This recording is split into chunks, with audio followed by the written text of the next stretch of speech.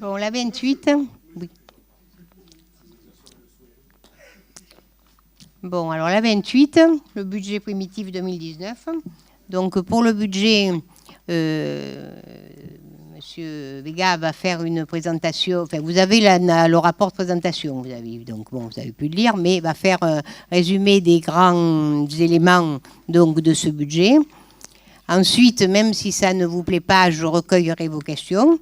Nous y répondrons. Quand je dis nous, ce sera aussi bien Monsieur Vega que moi-même. Et puis on passera à la suite. On votera et puis on passera à la suite. Donc. Oui, voilà, bien sûr. Alors donc d'abord, Fabrice Vega, je dirais une présentation résumée du budget, mais avec les points, les éléments forts. Oui, mais avant de commencer, je voudrais aussi le faire comme on le fait à chaque fois, remercier les services des finances de la ville d'Épinay-Mirabeau, ainsi que tous les services de la ville qui ont participé à l'élaboration de ce budget primitif 2019, qui reste un exercice quand même très difficile et compliqué. J'en suis témoin, donc je voulais renouveler mes remerciements à tous les services de la ville. Concernant le budget primitif 2019, qui sera soumis au vote, il s'élève à 42,3 millions d'euros, en progression de 5,2% par rapport à l'année dernière. En section de fonctionnement, elle représentera 27,2 millions d'euros en quasi-stagnation, avec plus 0,4%, et une section d'investissement en hausse à 15 millions d'euros, avec une hausse de 15%. Comme cela est indiqué dans le rapport d'orientation budgétaire, notre budget s'inscrit dans un contexte toujours contraint, avec peu de bonnes nouvelles pour les collectivités. Si ce n'est la stabilisation de la DGF après plusieurs années de réduction importante. La DGF, vous savez, c'est la dotation de globale de fonctionnement. Je tiens à attirer votre attention sur quelques points. La fiscalité représente 11,8 millions d'euros, soit 42% de notre budget de fonctionnement. La réforme de la taxe d'habitation fait peser un risque sur les budgets locaux, dans la mesure où, malgré les annonces de compensation, nous sommes dans l'inconnu du choix des ressources de remplacement et de leur dynamisme. Je souligne par ailleurs que, contrairement à d'autres villes, nous n'avons pas cédé à la tentation d'augmenter le taux d'imposition pour faire face à la baisse annoncée de cette ressource. À ce sujet, je tiens à vous rappeler que 17% des communes ont augmenté leur taux. Et puisque je vous parle de la taxe d'habitation, je vous indique également que 5362 foyers fiscaux pénois ont bénéficié d'un dégrèvement de leur TH en 2018. La taxe d'habitation moyenne sur la commune demeure faible. Elle s'élève à 678 € en moyenne par foyer, ce qui témoigne de notre stratégie de modération fiscale. En ce qui concerne les charges de personnel, nous nous efforçons de les contenir et leur évolution prévisionnelle s'établit à 1,9%.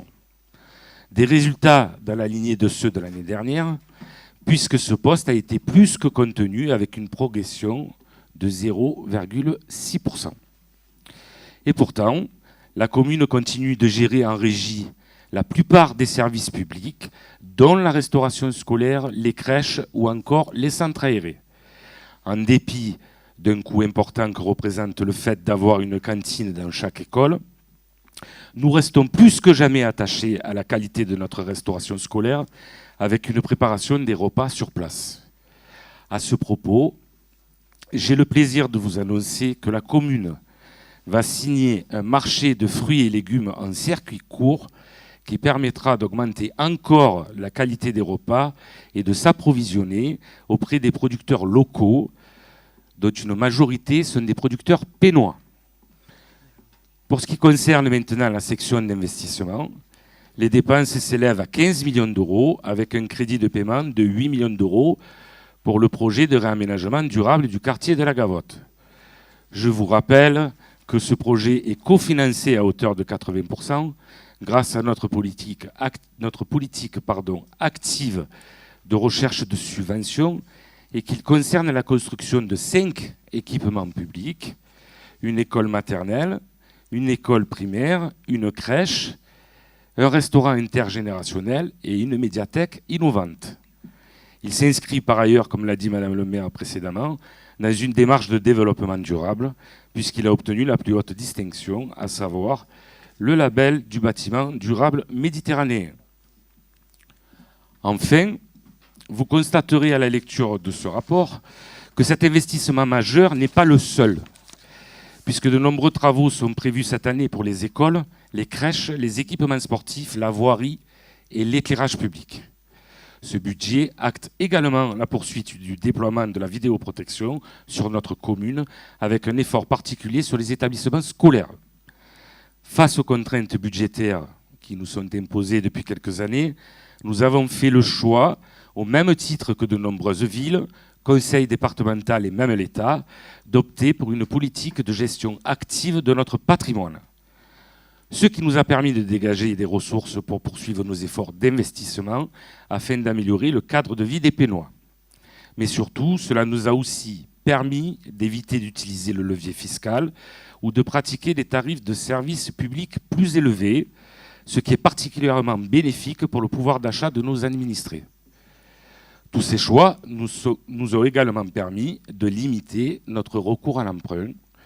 En ce qui concerne d'ailleurs à ce sujet notre dette, je suis fier de nos résultats. En effet, notre ville est 3 fois moins endettée que les communes de même strate. Avant de terminer, je voudrais juste vous préciser aussi que cette année, nous avons prévu de mobiliser un emprunt de 2 millions d'euros pour profiter d'un contexte de taux encore très favorable. Notre bonne santé financière nous permet de mettre en concurrence de nombreux banquiers qui répondent tous favorablement à nos appels d'offres. En conclusion, le total du budget primitif 2019 de la ville à soumettre au vote de ce conseil municipal s'élève à 42,3 millions d'euros et je vous remercie de votre attention. Donc, si vous avez des questions à poser, posez toutes vos questions à tour de rôle, enfin, bien sûr. Du coup, merci beaucoup Monsieur Vega pour ces informations. Avant d'arriver aux questions, juste quelques points d'attention. Le premier, ce soir, vous ne l'avez pas évoqué, concernant le budget participatif sur lequel vous avez communiqué lors du Pénois de ce mois de mars. Point d'attention sur ce sujet, c'est un investissement de 200 000 euros, si je ne dis pas de bêtises, que vous avez prévu, que vous n'avez jamais évoqué dans le débat d'orientation budgétaire, que vous n'évoquez pas ce soir et qui n'apparaît pas dans le budget. Donc c'est un flou artistique et c'est une proposition totalement infondée que vous proposez aux Pénois, puisqu'elle n'est pas financée et vous ne l'avez pas évoquée ni dans le débat d'orientation budgétaire ni dans le budget. En soi, le budget participatif est une super idée. Vous parliez tout à l'heure de campagne. Dommage qu'il n'y ait pas une campagne et une élection chaque année, puisque les Pénois auraient pu en bénéficier déjà depuis plusieurs années. Vous parliez aussi d'une annonce formidable et vous avez raison. On est exactement dans cette ligne-là. Les circuits courts ne peuvent être que bénéfiques aussi bien à la population qu'aux producteurs locaux. Et encore une fois, vous parliez de campagne. Dommage pour les producteurs pénois qu'il n'y ait pas une élection au Pen Mirabeau chaque année, puisque ça ferait longtemps que les producteurs pénois bénéficieraient d'un service comme celui-ci. Et nous avertissons les producteurs pénois qu'ils ne se leurrent pas. Une fois que les élections seront terminées, on reviendra sur le même fonctionnement que ce qu'on a connu jusqu'à maintenant, c'est-à-dire sur un circuit qui est totalement hors de contrôle des circuits courts comme on l'a aujourd'hui. D'autres points d'attention. Dans le budget que vous nous proposez, les frais de réception augmentent de 67%. La subvention au CCAS diminue de 20 000 euros, soit moins 5%. Et pour vraiment être précis sur les chiffres et ne pas me tromper, la police municipale, qui est soi-disant un élément fort de votre majorité, se voit dotée de à peu près 110 000 euros en fonctionnement sur 27 millions d'euros, 110 000 euros sur 27 millions d'euros et 131 000 euros en investissement sur 15 millions d'euros. 131 000 euros sur 15 millions d'euros. Les questions que nous avons sur ce budget. Du coup, pour quelles raisons les budgets participatifs ne sont pas évoqués ni dans le débat d'orientation budgétaire, ni dans le budget que vous nous proposez ici? Est-ce que c'est juste de la poudre aux yeux? Deuxième point, pourquoi les reports de 10 millions d'euros de 2018 n'apparaissent pas au budget de 2019? Où sont passés ces 10 millions d'euros? Pourquoi faire un crédit de 2 millions d'euros si les 10 millions de reports devaient couvrir les investissements de cette année, puisque c'est le point que vous aviez évoqué? Oui, allez-y. À quoi correspondent les 800 000 euros de produits de cession? C'était un point pour l'instant sur lequel on n'a aucune information. Est-ce encore une vente de terrain à bas prix ou autre? Est-ce que vous pouvez nous aiguiller là-dessus? Et pour terminer, vous parliez de budget participatif et de faire en sorte de répondre à la demande des Pénois. Aujourd'hui, l'IDTech, avec le budget que vous proposez, n'a jamais été demandé par la population. En revanche, il y a des sujets sur lesquels la population attend la majorité, que ce soit des forces de police municipales de nuit, la restructuration et la reconstruction de crèches, des développements de réseaux d'assainissement, des développements de réseaux et d'infrastructures sportifs et surtout culturels dignes d'une ville comme la ville des Pennes-Mirabeau, et sur des sujets sur lesquels il y a unanimité. En revanche, vous ne répondez pas présent. Voilà nos questions.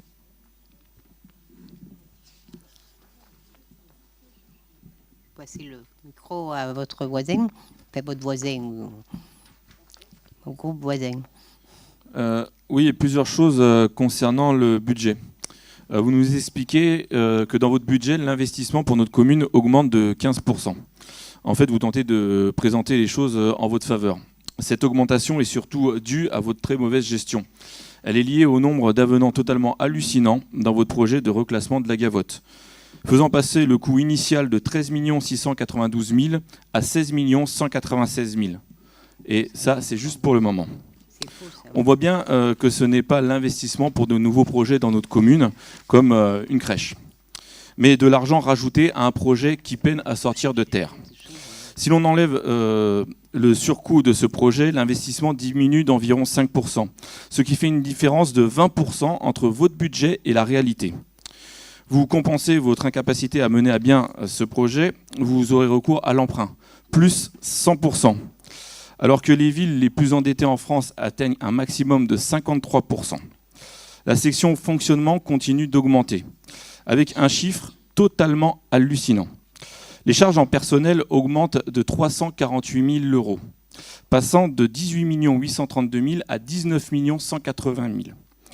Hallucinant, pourquoi? Parce qu'entre la revalorisation du SMIC, le rétablissement de la journée de carence, la diminution de la cotisation d'assurance maladie et la mise en œuvre de l'indemnité compensatrice, ces augmentations et ces diminutions s'annulent. Alors, d'où vient cette augmentation? Le nombre d'employés diminue. Dans le cadre du transfert de compétences des communes à la métropole, nous avons perdu 2 employés. De plus, nous avons 12 départs supplémentaires, 11 à la retraite, plus une mutation. Sur ces 12, seulement 5 ont été remplacés, ce qui nous donne 9 employés en moins. Le calcul d'un salaire de base plus les charges nous donne une économie d'environ 216 000 euros. Alors que logiquement, les charges en personnel devraient diminuer, elles augmentent de 348 000 euros. Donc l'augmentation plus les économies réalisées, cela nous donne une somme de 564 000 euros. Il est à souligner que 206 agents ont bénéficié d'un avancement, ce qui devrait donner une moyenne de 228 euros supplémentaires par mois et par agent. Or, j'ai parlé avec de nombreux employés de notre collectivité et si quelques-uns ont eu de marginales augmentations de salaire, je n'ai trouvé en revanche personne avec de telles augmentations. De plus, certains attendent d'être nommés à la suite de la réussite d'un examen. Mais malgré tout, cet argent apparaît bien dans le budget. Mes questions sont les suivantes. À qui va bénéficier cette manne d'environ 564 000 euros? De grosses primes vont-elles être versées? Si oui, à qui? Certains vont-ils bénéficier de très grosses augmentations de rémunération? Si oui, qui? Ces questions s'adressent à M. Vega, adjoint en finance, étant donné que Mme le maire nous a fait la démonstration de son incapacité à répondre à ce type de questions. Serge?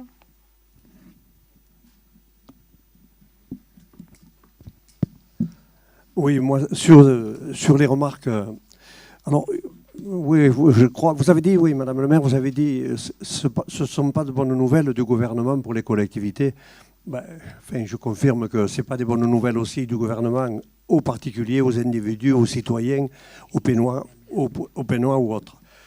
Moi, alors, quand j'entends dire à ma droite, là, quand j'entends dire que la police municipale, il faut l'augmenter, il faut la doubler, il faut...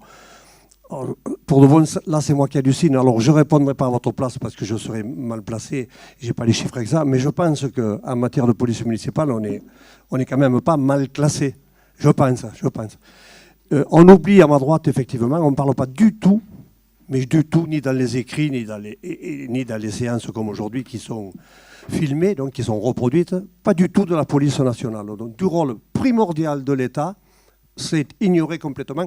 Je le comprends, hein. Et comme d'ailleurs dans le discours de la majorité municipale, ça, c'est vrai qu'effectivement, il n'y a que vraiment une véritable vue et politique de gauche, mais de gauche largement, de gauche et d'écologie.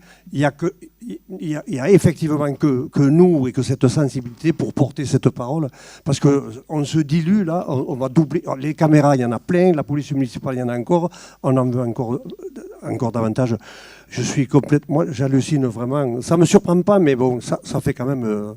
terriblement tremblé parce que je ne sais pas si on double la police municipale, à combien on va passer d'impôts. Ce qui me désole un peu, ça ne me surprend pas, mais ça me désole, c'est de voir qu'effectivement, on s'attache, la majorité municipale. Je comprends qu'on vous y oblige, puisque le gouvernement serre un petit peu les robinets, c'est exprès pour ça. Mais je ne peux pas être d'accord quand je vois que on va s'appliquer à examiner au cas par cas, de ne pas remplacer tous ceux qui partent à la retraite ou tous ceux qui partent même ailleurs.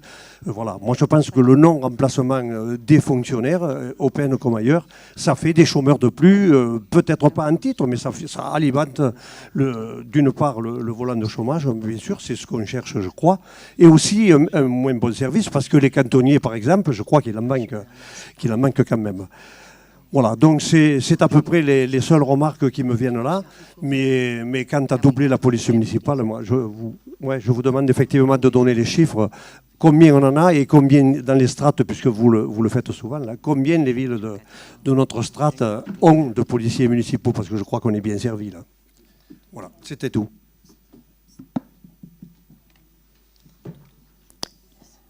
Bon, alors on va répondre peut-être dans l'ordre ou pas tout à fait. Le budget participatif, les crédits seront mis au budget supplémentaire, puisque là, il faut quand même avoir quelque chose à payer avant de le payer. Bon, ensuite, c'est une expérience, je dirais, que d'autres ont fait certainement, et si on se lance là-dedans, c'est bien qu'il y en a d'autres qui ont réussi à le faire. Et donc, je souhaite vivement que ça puisse marcher. Pourquoi il y a 200 000 euros, je crois que c'est ça, 200 000 on a dit, hein, c'est ça, parce qu'en fait l'idée est d'avoir des gens qui candidatent sur, disons, la partie nord de la commune et la partie sud de la commune, tout ça pour en faire deux et avoir moins de concurrence, a priori. Après il faut voir comment ça se passe, hein, voilà. Donc ça, j'allais dire... pourquoi on l'a fait maintenant, c'est parce qu'on a mûri un peu ça pour savoir si c'était intéressant, parce que bon, il y en a qui ont eu de bonnes expériences, des villes, d'autres moins bien, alors il faut aller peser un peu le pour et le contre, donc c'est tout. Bon, ça sera donc au budget supplémentaire. Pour ce qui concerne les circuits courts, c'est pas une affaire d'opportunité, puisque le marché, hein, si vous voulez voir tous les deux là. Oui, je vais y répondre moi. Marché. Donc. Oui, donc M. Amaro, effectivement, c'est un an des élections, mais très sincèrement, on a d'abord privilégié la qualité pour nos enfants, les petites écoles, pour les seniors, parce que ça en fait partie. Ce marché a été lancé pour les écoles et pour le CCAS. J'en profite pour remercier le CCAS, Annie et la directrice qui est présente, ainsi que, bien sûr, Sophie et Lara pour l'éducation. Mais ce n'est pas un an, sauf cas de mauvaise qualité, nos producteurs locaux, et le marché est pour 4 ans. C'est un an renouvelable 3 fois. Donc on sera au milieu du mandat prochain. Sans moi certainement, mais en tout cas, on sera au milieu du mandat prochain. Oui, Sophie, oui. Moi, je voudrais juste rajouter quelque chose. Effectivement, ça fait des années qu'on tente de monter des consultations pour établir des marchés de ce type. Mais malheureusement, il y a des rigidités au niveau du législateur et au niveau européen en matière de commandes publiques qui avaient tout verrouillé. Il n'y a pas longtemps que les communes ont eu les outils techniques pour qu'on puisse le faire. Et sachez que nous, ça fait déjà, avec le service, ça fait déjà bien 2 ans qu'on a reçu des agriculteurs de la commune, parce qu'on a même essayé de voir si on ne pouvait pas passer par d'autres biais sur des petits montants pour pouvoir les intégrer justement dans l'alimentation de nos enfants. Et ce n'était pas possible malheureusement. Et on est très heureux aujourd'hui que le marché ait pu être attribué à un organisme qui travaille avec énormément d'agriculteurs de notre commune. Sans parler de circuits courts, on va vraiment avoir les productions de notre commune. Donc ça, on en est très très fiers et je remercie les services parce que au niveau de la restauration, ça a été un énorme travail et ça ne s'est pas fait en claquant des doigts comme tout changement et comme tout marché. Et on est déjà en circuit court concernant le pain depuis un bon moment. Pour ce qui concerne, vous avez pointé la diminution de la subvention, enfin, je ne sais pas si ça s'appelle une subvention, mais de la dotation de la ville au CCAS. Bon, vous savez que la trésorerie, je dirais, nous a quittés. Et donc, le bâtiment de la trésorerie était un bâtiment municipal. Donc, le CCAS va intégrer durant l'été ce bâtiment.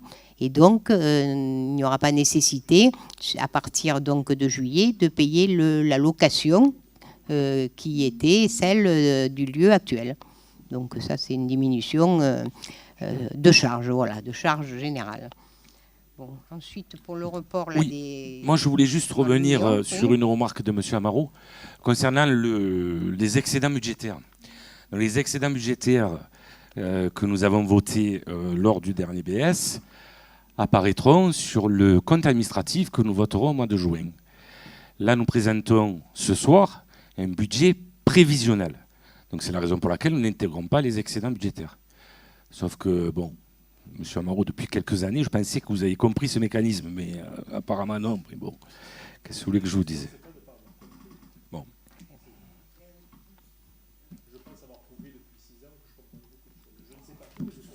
Écoutez, on n'est pas là pour juger de capacité des uns et des autres. On est là pour gérer la ville. Bon, pour ce qui concerne la police municipale, c'est vous qui en avez parlé, mais c'est aussi Serge. Bon, en tant que police municipale, on est l'une des villes les mieux dotées du département. Donc, ce qui veut dire que si on devait augmenter, il faudrait vraiment qu'on ait de gros soucis, quoi. De gros soucis, pas avec le personnel de la police, ça s'entend, mais de gros soucis sur la ville. Pour le moment, ça paraît quand même raisonnable et utile en l'état. Bon, la police nationale, ce que je voudrais dire, parce qu'en fait c'est dans vos deux interventions que c'est venu, bon, on travaille très bien avec la police nationale. Vous savez que la police nationale, nous dépendons du commissariat de Vitrolles, comme Septem, et Cabriès d'ailleurs, voilà. Mais nous avons un poste, je ne sais pas, il ne faut pas dire un poste avancé, un poste, je ne sais pas quoi il faut dire, l'ex-commissariat qui n'est pas un commissariat. Nous avons les équipes qui gèrent Septem et nous-mêmes sont là, chez nous. Et donc on travaille très bien avec eux pour différentes, ce qui est de leur ressort, mais ils sont vraiment très disponibles, compétents et de proximité. Donc en fait, chaque fois qu'on appelle la commissaire, c'est pas obligatoirement, on ne va pas ameuter la population, parce que souvent c'est pour des choses justement où il faut qu'ils agissent en toute, je dirais, justement, c'est pas de la transparence, mais c'est de la discrétion. Et donc voilà, ça se passe bien, et pourvu que ça dure, parce que les réorganisations dans la police nationale, ça a été déjà dans le temps passé. Donc en l'état, on est pas trop mal, même je dirais plutôt bien, parce qu'il y a de bonnes relations et il y a des personnes qui sont compétentes et disponibles, pour nous spécialement. Alors, vous avez répété depuis tout à l'heure, Monsieur Amaro, que bon, l'IDTEC, personne, aucun Pénois ne le demandait. Ça, c'est votre avis. Vous vous doutez bien que c'est un avis que je ne partage pas, et je pense qu'il y en a d'autres comme moi, en particulier Monsieur le sénateur, s'il a partagé ça, il n'aurait pas mis en route tout ça, quoi. Et donc, c'est un concept effectivement novateur. Je n'ai aucune critique sur les bibliothèques, sauf que quand je vais à Vitrolles, elle est bien vide, la bibliothèque. Elle est belle. Ça, elle est belle. Dans le quartier, ça, ne serait-ce que le bâtiment a rénové le quartier. Je ne critique pas mon collègue Loïc, mais ça ne correspond pas exactement à la nécessité. C'est pour ça que ce tel projet correspondra plus à plus de monde, à plus d'attentes, parce qu'elle est plus variée et un peu novatrice. Bon, je tenais à dire que c'était mon avis. C'était, je pense, l'avis d'un certain nombre de gens. Et je ne pense pas que, même si les gens ne l'ont pas demandé, on leur a proposé et on leur propose. Et donc, on pense que c'est novateur et utile pour la ville. Alors, Monsieur Fuzon, vous m'avez parlé d'avenant. Vous m'avez fait un tas de calculs. Je pense que vous savez faire les additions et soustractions, ça je pense. Mais je ne sais pas exactement ce que vous vouliez me démontrer, à part que de toute façon, que notre budget n'était pas à votre convenance.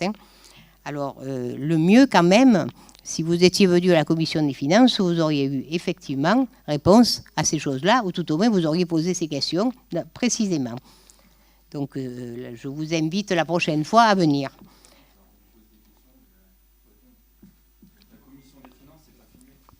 Eh oui. Mais bon, il faudrait savoir ce que vous voulez. Être vu en train d'écouter et de poser des questions ou avoir des réponses. Mais les Pénois, ils ne se posent pas obligatoirement ces questions-là. Quand ils ont une question, ils viennent nous la poser. Donc, oui, tout simplement. Oui. Bon.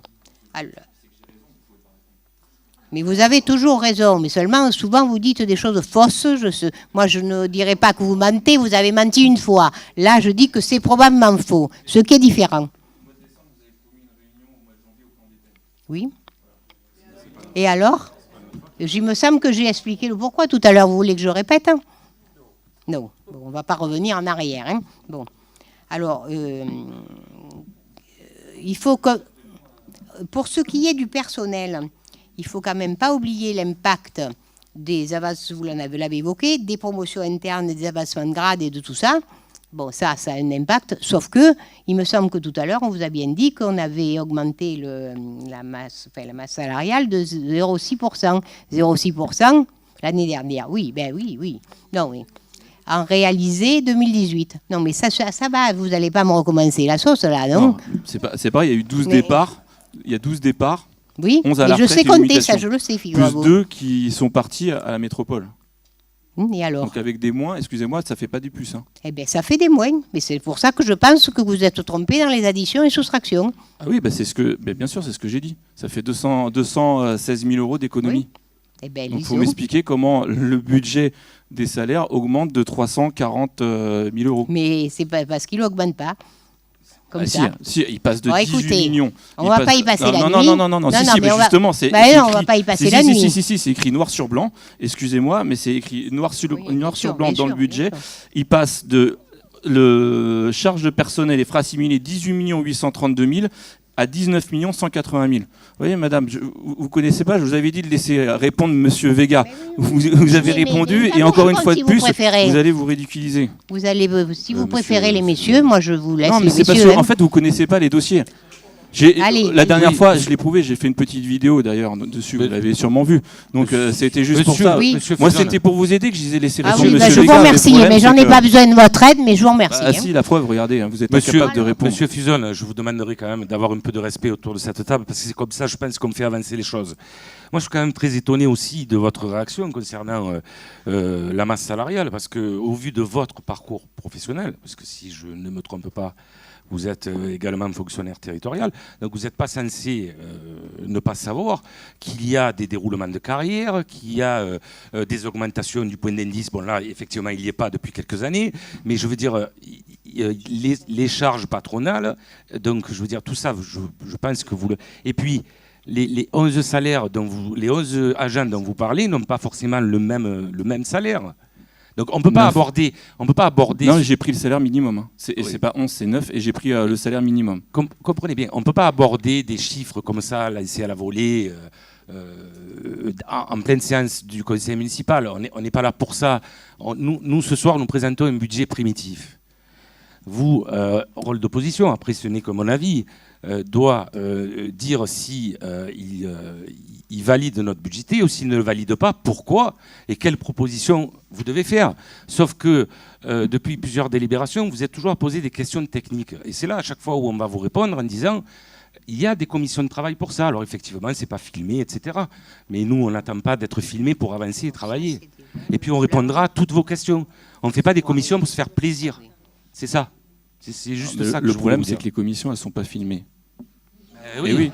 Et oui, non mais bien sûr, il n'y a pas de public. Mais à un moment donné, les Pénois, ils ont peut-être envie de savoir. Oui, Non oui, mais j'ai c'est vu. un truc de fou. Et là, je pense que c'est quand même... attendez, c'est quand même un budget, c'est pas n'importe quoi. C'est quand même quasiment la moitié du budget. Ah ben je vous le fais pas dire que c'est pas n'importe oui. quoi, budget. Monsieur Amiel? Oui, sur ce sujet, j'ai une proposition à faire. Bon, parce que là, M. Fuson nous a... en fait, il n'a pas vraiment posé de questions, il nous a asséné des chiffres. Eh oui. Si j'ai bien compris, si j'ai bien suivi, je n'ai pas les tableaux financiers sous les yeux, mais il y a une augmentation de 0,6% de la masse salariale. C'est bien ça? 2018, en 2018. Oui, oui, non, mais... Bien sûr. D'accord. Jamais, je ne devrais pas le dire, c'est contre moi, mais jamais on a eu d'aussi bons chiffres. Jamais on a eu d'aussi bons chiffres. Alors, évidemment, ça choque un petit peu M. Baroni, parce qu'effectivement, cela a nécessité des efforts en matière de personnel, de contrôle du personnel, mais on n'a jamais eu aussi peu d'augmentation. Alors, vous êtes fonctionnaire territorial, enfin, je ne sais pas si vous êtes fonctionnaire, enfin, vous travaillez à la territoriale, à la région. Pour rappeler quelques points qui sont des fondamentaux, GVT, vous savez ce que c'est? Oui? Bon, je ne suis pas sûr. Hein? Oui, vous savez? Parfait. Les avantages sociaux qui ont quand même été accordés par la mairie au personnel, parce que justement, le point d'indice par l'État, hein, il faut le reconnaître, est gelé depuis un certain temps. Vous avez un certain nombre de choses qui ont abouti à des dépenses supplémentaires et un certain nombre de choses qui ont abouti à des économies. Bon, ben, les dépenses supplémentaires moins les économies, vous avez les chiffres. Alors, plutôt que se bagarrer de façon abstraite, parce qu'on ne peut pas discuter sur les tableaux proprement dit, même si on peut les avoir sous les yeux, répondons de façon chiffré et lors du prochain conseil municipal, puisque vous adorez tellement être filmé, je ne sais pas pourquoi, parce que vous n'êtes pas très bon. Mais bon, admettons, je propose qu'on puisse répondre chiffre contre chiffre aux chiffres qu'a proposé M. Fuson. Et là, on répondra de façon transparente et filmée aux différentes questions. Parce que c'est pas ça un conseil municipal, c'est pas ça un vote de budget, c'est des grandes masses. Vous pouvez toujours trouver, en prenant un tableau, un chiffre que l'on ne connaît pas par cœur.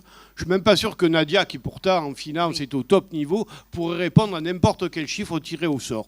Vous avez posé des questions sur des chiffres précis, on les reprend, on les analyse et on y répond publiquement. Madame le maire, je vous fais cette proposition. Oui, mais tout à fait, pour la prochaine séance.